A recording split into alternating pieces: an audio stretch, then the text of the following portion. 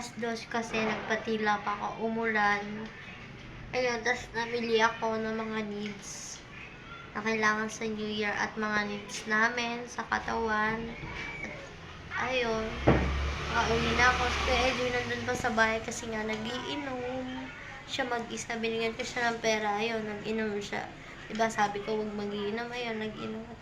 Ito lang, andun si Zayden kay mama. Kasi nagkakape muna ako, nagpapahinga. Ayan, nandito na ako sa bahay, guys. Ayan, ang haggard nyo kasi nagpunta kami kanina sa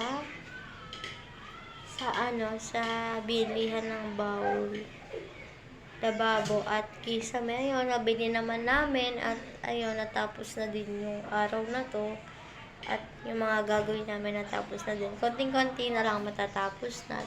Ito lang ako nakaupo, guys. Yun know, ang haggard ko, diba? Yun lang, guys. Ayun lang yung mga nangyari today. At date ko lang kayo. Yun lang. Bye!